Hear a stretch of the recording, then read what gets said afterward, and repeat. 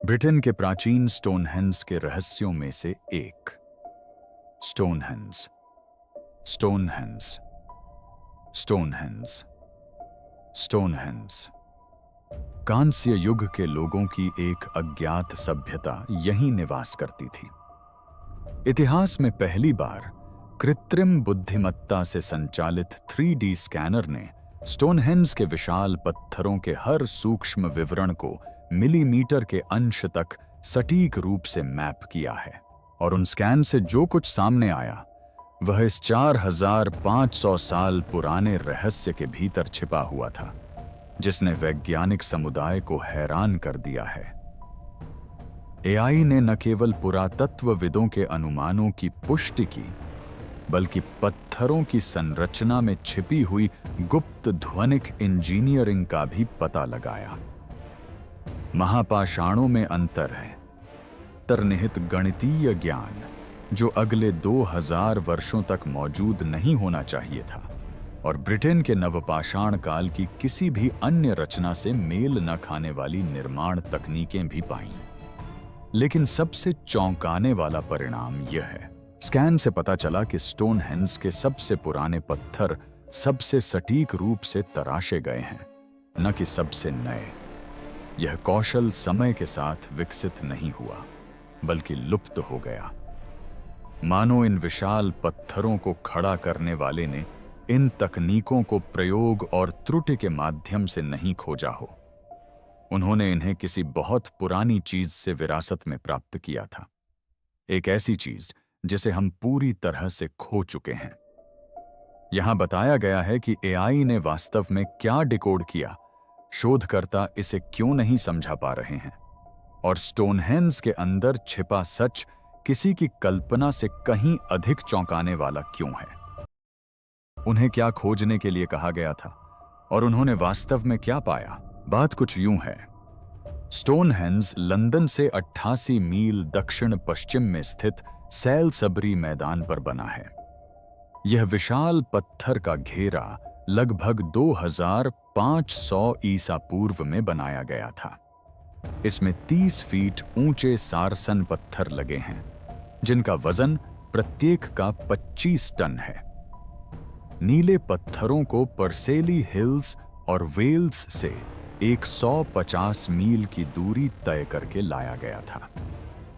आधिकारिक कहानी के अनुसार नवपाषाण काल के किसानों ने हिरण के सींग से बने औजारों, पत्थर के हथौड़ों, लकड़ी ढोने वाले रोलर्स और धार्मिक प्रेरणा के बल पर सदियों तक इन विशाल पत्थरों को खींचकर अपनी जगह पर पहुंचाया था। उस समय न तो धातु के औजार थे, न पहिए, न लिखित भाषा और न ही उन्नत गणित। आप ये सब तो जानते ही हैं, लेकिन आप ये नहीं जानते कि क्या हुआ जब एक ब्रिटिश अमेरिकी संयुक्त शोध दल ने अनुमान लगाने के बजाय स्कैनिंग शुरू करने का फैसला किया। Ground penetrating radar, aerial lidar, photogrammetry drone और high resolution 3D laser scanner का उपयोग करके उन्होंने पूरे स्मारक का एक संपूर्ण डिजिटल ट्विन तैयार किया।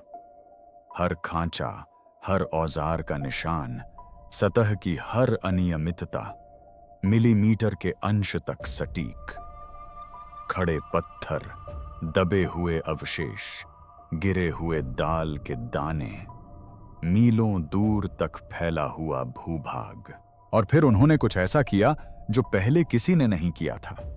उन्होंने हर स्कैन, हर माप, हर डेटा पॉइंट को प्राचीन निर्माण और ध्वनि इंजीनियरिंग में पैटर्न पहचानने के लिए प्रशिक्षित उन्नत न्यूरल नेटवर्क में फीड किया। अब अगर आप यह वीडियो देख रहे हैं और आप यह जानना चाहते हैं कि उन एल्गोरिदम ने क्या परिणाम दिए, तो कृपया सब्सक्राइब करें, क्योंकि इस चैनल पर हम उन खोजों का विस्तार से विश्लेषण करते हैं जिनके बारे में कोई और बात नहीं कर रहा है। यकीन मानिए, आगे जो होने वाला है उसे देखने के लिए आप यहां जरूर रुकना चाहेंगे, क्योंकि उस एआई ने उन पत्थरों के अंदर जो कुछ भी डिकोड किया उसने टीम को न सिर्फ चौंकाया बल्कि उन्हें भयभीत भी कर दिया। सूक्ष्म विश्लेषण और त्रिआयामी सतह पुनर्निर्माण के तहत ऐसे औजारों के निशान दिखाई दिए जो मौजूद नहीं होने चाहिए थे।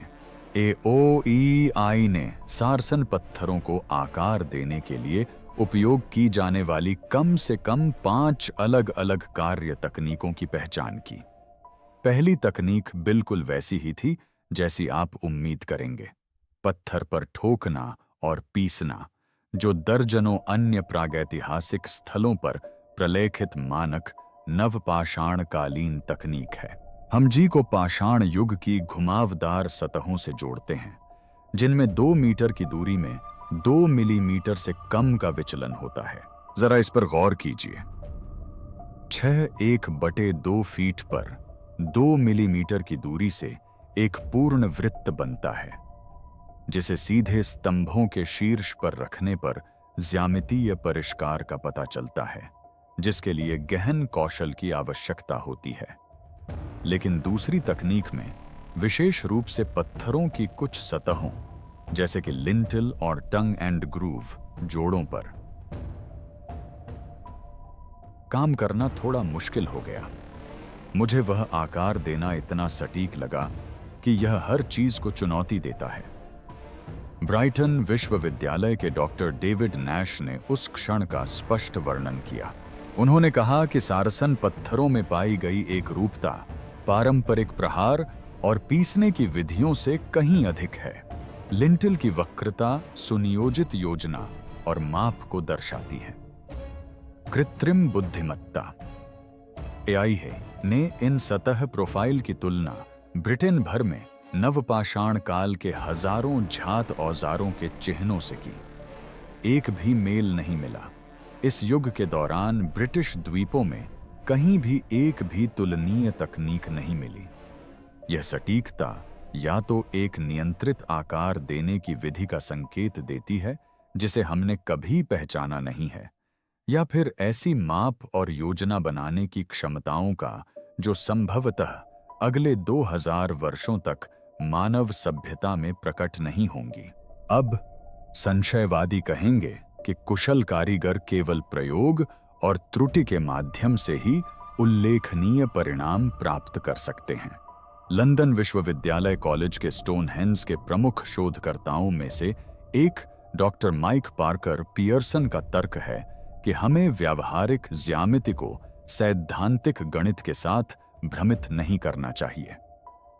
निर्माता प्रतिभाशाली इंजीनियर थे जिन्होंने करके सीखा, न कि अमूर्त सिद्धांतों पर काम करने वाले गणितज्ञ। सही बात है। और अगर AI को सिर्फ सटीक औजारों के निशान ही विसंगति के रूप में मिले होते तो शायद यह तर्क सही होता। लेकिन सटीकता तो बस शुरुआत थी, क्योंकि जब न्यूरल नेटवर्क ने पत्थरों के बीच से ध्वनि के संचरण पर ध्यान केंद्रित किया तो हटरफील्ड विश्वविद्यालय के शोधकर्ता डॉक्टर रूपर्ट टिल लगभग अपनी कुर्सी से गिर ही पड़े। स्टोनहेंज कभी मंदिर नहीं था, यह एक मशीन थी। डॉक्टर टिल ने प्राचीन स्थलों के ध्वनिक गुणों का अध्ययन करने में वर्षों बिताए थे। उन्हें हमेशा से स्टोनहेंज की ध्वनि संबंधी विशेषताओं पर संदेह था। लेकिन जब AI ने अपना ध्वनिक विश्लेषण पूरा किया तो उनकी स्क्रीन पर मौजूद डेटा ने उनके अनुमान से कहीं अधिक कुछ दिखाया। एल्गोरिदम ने पता लगाया कि सारसन पत्थरों की सटीक दूरी और आकार एक ऐसी घटना को जन्म देते हैं जिसे रचनात्मक व्यथिकरण कहा जाता है। ध्वनि तरंगें पत्थरों के बीच टकराती हैं और विशिष्ट आवृत्तियों पर प्रवर्धित होती हैं। AI ने स्टोनहेंज के भीतर की ध्वनि का पुनर्निर्माण किया, जो 4500 वर्ष पूर्व की बात है, जब सभी पत्थर अपनी जगह पर खड़े थे। और जरा सोचिए, 95 से 120 हर्ट्ज की आवृत्तियों पर आवाजें, ढोल या मंत्रोच्चार। एक गहरी पुरुष आवाज या एक बड़े ढोल की गूंज इस संरचना में लगभग अलौकिक रूप से फैल जाती। पत्थर का घेरा गर्जना करता। लेकिन यहां एक पेंच है। यह ध्वनिक प्रभाव कोई संयोग नहीं था। पत्थरों को अत्यंत सटीकता से स्थापित करना पड़ा था। किसी भी एक सरसेन पत्थर को 1 मीटर भी हिलाने से ध्वनिक गुण नष्ट हो जाते। एआई ने इस स्तर की ध्वनिक पूर्णता के संयोगवश होने की संभावना की गणना की। 10,000 में से 1 से भी कम। जरा इस पर गौर कीजिए। स्टोनहेंज के निर्माताओं को ध्वनि इंजीनियरिंग के उन सिद्धांतों की समझ थी जिन्हें औपचारिक रूप से 2000 साल बाद प्राचीन यूनानियों द्वारा ही दर्ज किया गया था। उन्होंने किसी तरह 25 टन के विशाल पत्थरों को इस तरह से स्थापित करना सीख लिया था कि वे गिरजाघर जैसी ध्वनि उत्पन्न कर सकें। और इसके लिए उन्होंने केवल नवपाषाणकालीन तकनीक का इस्तेमाल किया था। संशयवादी कहते हैं कि ऊंचे पत्थरों की कोई भी गोलाकार व्यवस्था कुछ ध्वनिक प्रभाव उत्पन्न करेगी, और यह सच है। लेकिन डॉक्टर टिल ने बताया कि स्टोनहेंज के प्रभाव कोई संयोग नहीं है, बल्कि विशिष्ट, लक्षित और विशेष आवृत्तियों के लिए अनुकूलित हैं। एक ऐसे कमरे में जो संयोगवश प्रतिध्वनि उत्पन्न करता है, और एक इंजीनियर द्वारा डिजाइन किए गए कॉन्सर्ट हॉल में जो अंतर होता है, वही अंतर है।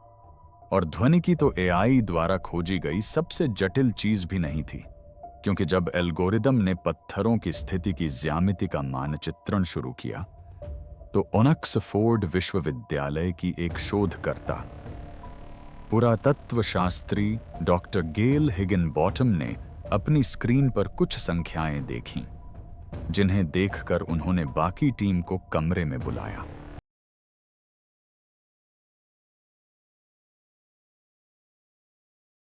गणित का वह स्वरूप जो आज के गणित से भी पुराना है।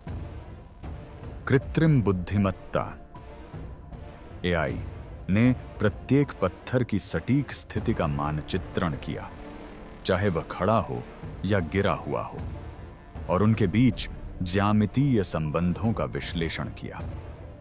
जो कुछ उसने पाया वह वहां नहीं होना चाहिए था। पत्थरों की व्यवस्था उन गणितीय सिद्धांतों पर आधारित है जो ज्ञात गणित से हजारों वर्ष पुराने हैं। पाइथागोरस त्रिभुज। त्रिभुजों की भुजाओं का अनुपात ठीक 3, 4 से 5 होता है। पाइथागोरस के नाम से जाना जाने वाला यह प्रमेय प्राचीन ग्रीस में 500 ईसा पूर्व तक औपचारिक रूप से वर्णित नहीं किया गया था। यह स्टोनहेंज के निर्माण के 2000 वर्ष बाद की बात है, और यह महज एक संयोगवश बना त्रिभुज नहीं था। न्यूरल नेटवर्क ने स्मारक की संरचना में अंतर्निहित कम से कम 7 विशिष्ट पाइथागोरसीय संबंधों की पहचान की। पत्थर के वृत्तों के बीच की दूरी में, ऑब्री होल और सारसन वृत्त के बीच के संबंधों में, और स्तंभ पत्थरों को जोड़ने वाली ज्यामिति में। 7 बात यहीं खत्म नहीं होती। एआई को पाई के सटीक ज्ञान के प्रमाण मिले। सारसन वृत्त के व्यास और परिधि के बीच 3.14 से 1 का संबंध है, जो 99.7% तक सटीक है। संदर्भ के लिए, प्राचीन मिस्रवासियों ने पाई का मान 3.16 बताया था। बेबीलोनियों ने 3125 का उपयोग किया। नवपाषाण काल के ब्रिटेन, जिसे पत्थर के औजारों का उपयोग करने वाले आदिम किसानों की भूमि माना जाता है, ने इन दोनों की तुलना में पाई के सही मान के अधिक निकट गणना की।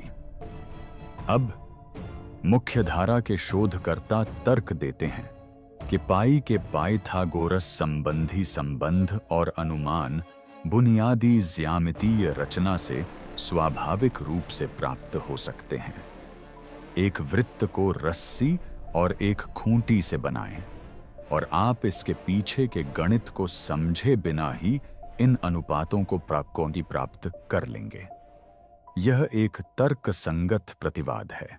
लेकिन असली उलझन यहीं से शुरू होती है। कृत्रिम बुद्धिमत्ता ने सिर्फ ज्यामिति तक ही सीमित नहीं रही। इसने 2500 ईसा पूर्व में सैल सबरी मैदान के ऊपर आकाश की छवि को पुनर्निर्मित किया और पत्थरों, जमीन में दबे खंभों और भू आकृतियों की सटीक स्थिति से उसकी तुलना की। स्टोनहेंज ग्रीष्म संक्रांति के सूर्योदय के साथ संरेखित है, यह बात तो सभी जानते हैं। सबसे लंबे दिन केंद्र में खड़े हो जाइए तो सूर्य हिल स्टोन के ऊपर से उगता है। यह सदियों से प्रसिद्ध और प्रमाणित है। यह संरेखण तो स्पष्ट है, सतही परत। इसके नीचे कृत्रिम बुद्धिमत्ता एआई ने पाया कि स्टोनहेंज 18.6 वर्ष के 6 वर्षीय चंद्र चक्र को दर्शाता है, जो चंद्रमा के अधिकतम झुकाव को एक पूर्ण दोलन पूरा करने में लगने वाला समय है। यह पृथ्वी से देखे जा सकने वाले सबसे जटिल खगोलीय घटनाओं में से एक है। इस पैटर्न को पहचानने के लिए भी आपको लगभग 2 दशकों तक लगातार चंद्रमा का अध्ययन करना होगा।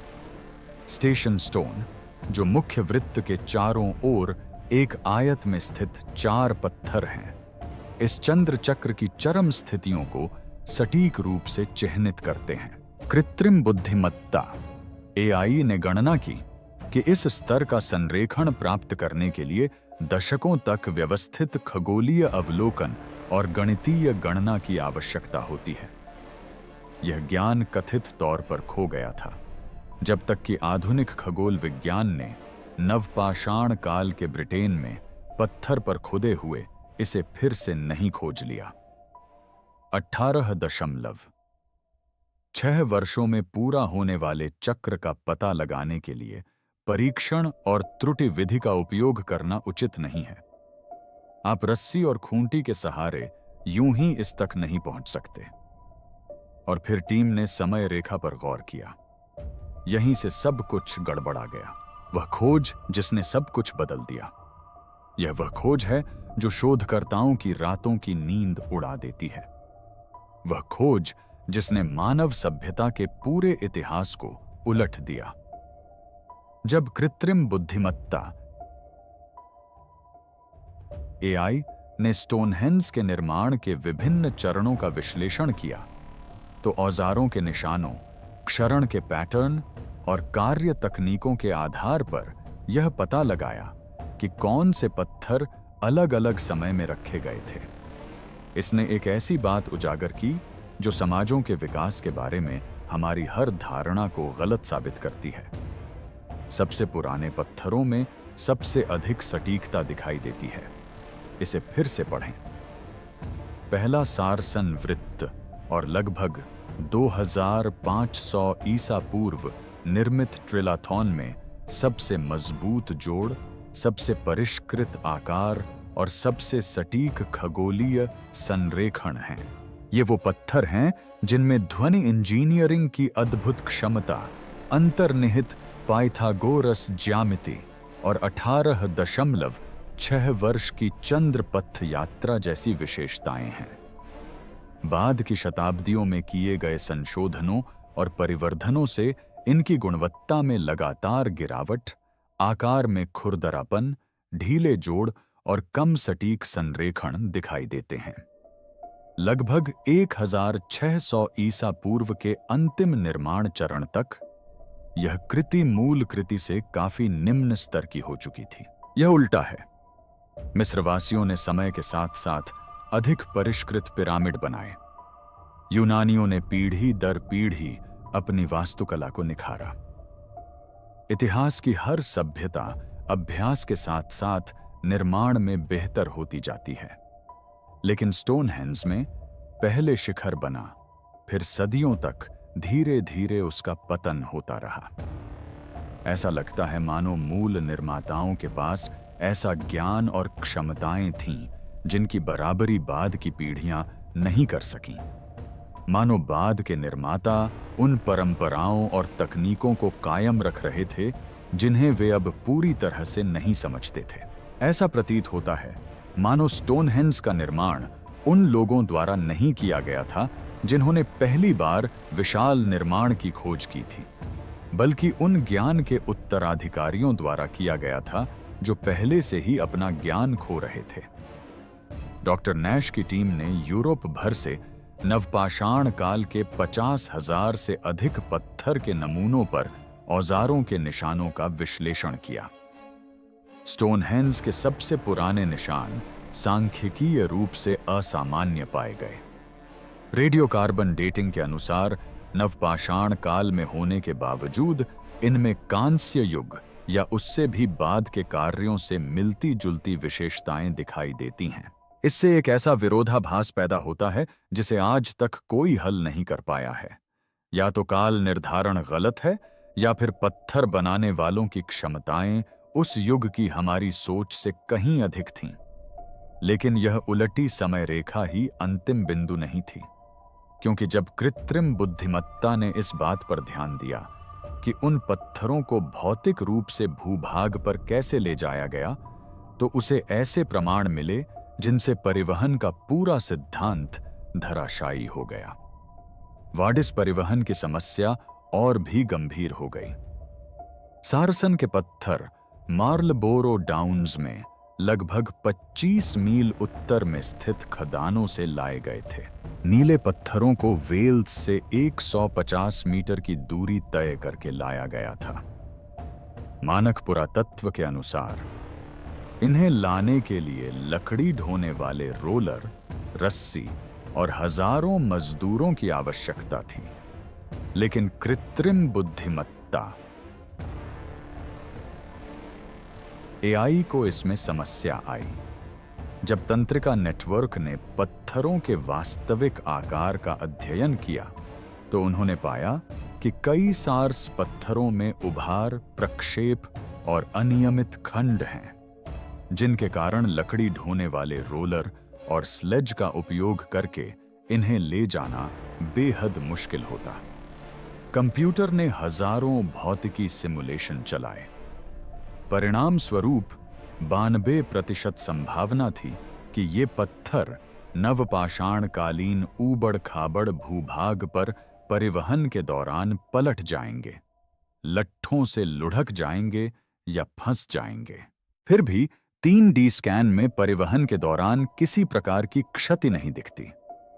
उभरे हुए भाग और नक्काशीदार सतहें बिल्कुल नई जैसी हैं, उतनी ही स्पष्ट और चिकनी जितनी निर्माण के समय थीं। या तो पत्थरों को खड़ा करने के बाद उन्हें आकार दिया गया होगा, जो कि असंभव लगता है, क्योंकि कुछ सजावटी तत्व ऐसी सतहों पर स्थित हैं जहां खड़े होने के बाद पहुंचना लगभग असंभव है। या फिर निर्माताओं के पास परिवहन के ऐसे उन्नत तरीके थे जिनसे पत्थरों को एक स्थान से दूसरे स्थान पर ले जाते समय सुरक्षित रखा जा सके। ऐसे तरीके जिन्हें हम पहचान नहीं सकते, जिन्हें हम समझा नहीं सकते। नीले पत्थर तो और भी बड़ी पहेली हैं। रासायनिक विश्लेषण से साबित हुआ कि इन्हें वेल्स की किसी सुविधाजनक खदान से यूं ही नहीं उठाया गया था। निर्माताओं ने पेसेली पहाड़ियों का भ्रमण किया, कई अलग अलग चट्टानों से विशिष्ट पत्थरों की पहचान की और केवल उन्हीं चुने हुए पत्थरों को 150 मीटर दूर सैलसबरी मैदान तक पहुंचाया। आखिर उन्हीं विशिष्ट पत्थरों को क्यों चुना गया? कुछ शोधकर्ताओं का मानना है कि उन्हें उनकी ध्वनिक विशेषताओं के कारण चुना गया था। उन पर प्रहार करने से घंटियों जैसी ध्वनि निकलती है। लेकिन कृत्रिम बुद्धिमत्ता ने कुछ और ही पता लगाया। स्टोनहेंज में पाई जाने वाली विशिष्ट संरचना में व्यवस्थित किए जाने पर नीले पत्थर स्थानीय भूचुंबकीय क्षेत्र में 2 नैनोटेस्ला तक की सूक्ष्म चुंबकीय विसंगतियां उत्पन्न करते हैं।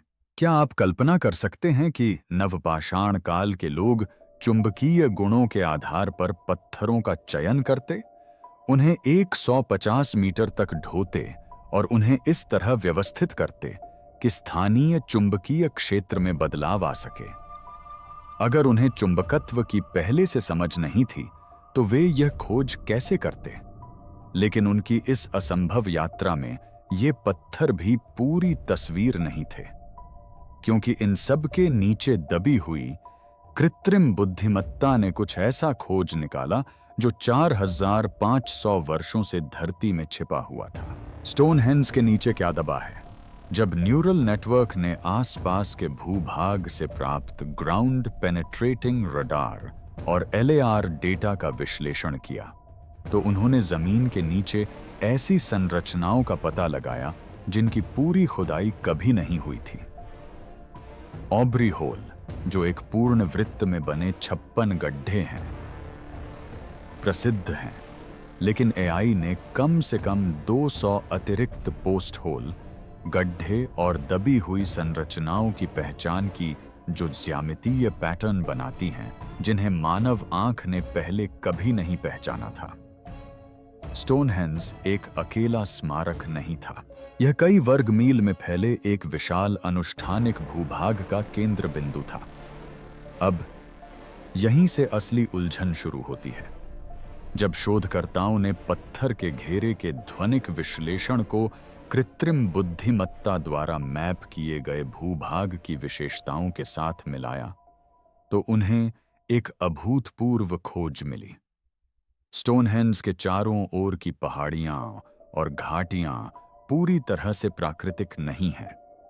भूभाग के कुछ हिस्सों में बड़े पैमाने पर भू निर्माण के प्रमाण मिलते हैं। विशालकाय पैमाने पर कृत्रिम रूप से आकार देने से ये आकारित पहाड़ियां ध्वनि को बहुत विशिष्ट दिशाओं में प्रवाहित करती हैं। यदि आप स्मारक के बाहर कुछ निश्चित स्थानों पर खड़े होकर तेज आवाजें निकालते, जैसे ढोल बजाना, मंत्रोच्चार करना या तुरही बजाना, तो भूभाग उस ध्वनि को सीधे पत्थर के घेरे की ओर ले जाता और वहां सरसन पत्थर उसे और भी प्रवर्धित कर देते। पूरा भूभाग एक विशाल ध्वनि प्रवर्धन प्रणाली की तरह कार्य करता है। घेरे के अंदर खड़े किसी भी व्यक्ति को ऐसा लगता मानो देवताओं की वाणी पृथ्वी से ही निकल रही हो।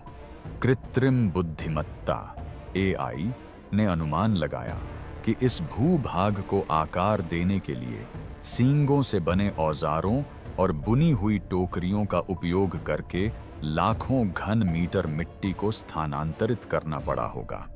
हजारों लोग दशकों तक काम करते हैं, और यह तो सिर्फ पत्थर रखने से पहले की गई भू तैयारी का काम है। आखिर कोई इतनी भारी मेहनत क्यों करेगा जब तक कि स्मारक की सटीक स्थिति बेहद महत्वपूर्ण न हो, जब तक कि वे किसी ऐसी मास्टर प्लान का पालन न कर रहे हों जिसमें मीलों तक फैले भूभाग में सटीक संरेखण की आवश्यकता हो। और यही वह सवाल खड़ा करता है जो इस डेटा का अध्ययन करने वाले हर शोधकर्ता को परेशान करता है। वे असल में क्या बना रहे थे?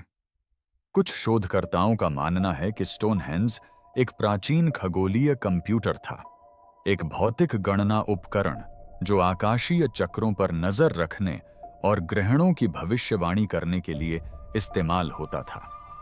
पत्थरों की स्थिति, दृष्टि रेखाएं, जमीन में दबे खंभों के गड्ढे, ये सभी एक परिष्कृत भविष्यवाणी प्रणाली के घटक के रूप में काम करते थे। इससे यह बात समझ में आती है कि इस स्मारक का 1500 वर्षों तक रखरखाव और संशोधन क्यों होता रहा। वे गणनाओं को परिष्कृत और अद्यतन कर रहे थे। इससे यह भी स्पष्ट होता है कि बाद के निर्माता कम कुशल क्यों प्रतीत होते थे।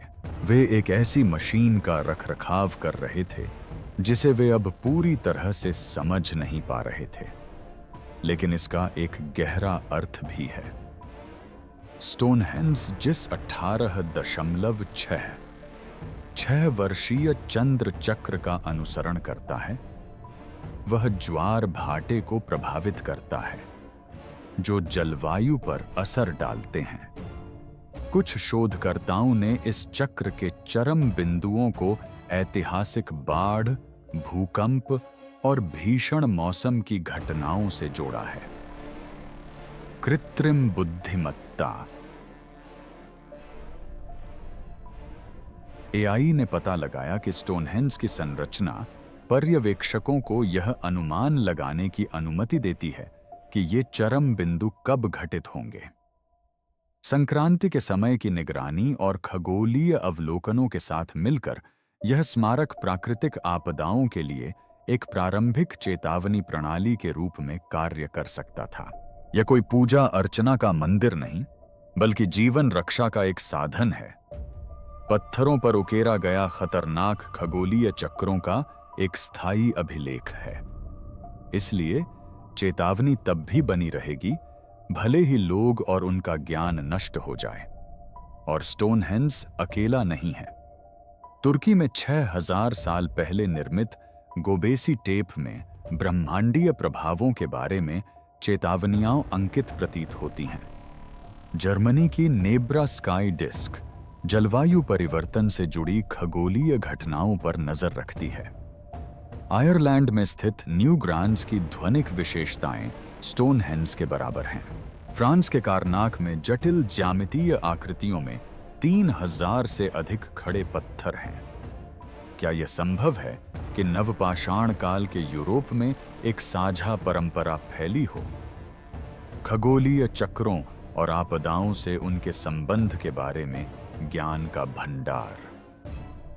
भावी पीढ़ियों को चेतावनी देने के लिए स्मारक बनाने की परंपरा, और वह भी पत्थर से, जो एकमात्र ऐसा माध्यम है जो हमेशा बना रहता है।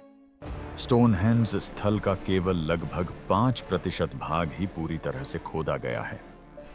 कृत्रिम बुद्धिमत्ता ने भूमिगत कक्षों और रास्तों का पता लगाया है जिन्हें कभी खोला नहीं गया है। यहाँ दबी हुई ऐसी ज्यामितीय आकृतियां हैं जिन्हें हम अभी समझना शुरू ही कर रहे हैं, और हर साल स्कैनिंग तकनीक और भी शक्तिशाली होती जा रही है। मैं बार बार इसी बात पर लौटता हूँ। स्टोनहेंज में सबसे शुरुआती काम सबसे परिष्कृत है। ज्ञान समय के साथ विकसित नहीं हुआ, बल्कि लुप्त हो गया। जिस भी संस्कृति ने वह पहला वृत्त बनाया, वे सीख नहीं रहे थे बल्कि याद रख रहे थे, और अंततः वे भूल गए। शायद स्टोनहेंज के रहस्य के भीतर एआई द्वारा डिकोड की गई सबसे चौंकाने वाली बात यह नहीं है कि प्राचीन लोग क्या नहीं कर सकते थे। यह वह है जो वे कर सकते थे, जो वे जानते थे, और जिसे हम सदियों से देखने से इनकार करते आ रहे हैं। तो आपका क्या विचार है? क्या हम आदिम किसानों के काम को देख रहे हैं जिन्हें सौभाग्य प्राप्त हुआ, या फिर किसी ऐसी चीज की अंतिम गूंज जिसे हम आज तक स्वीकार करने को तैयार नहीं हैं, जो कहीं अधिक प्राचीन और उन्नत थी? अपना जवाब कमेंट में दें।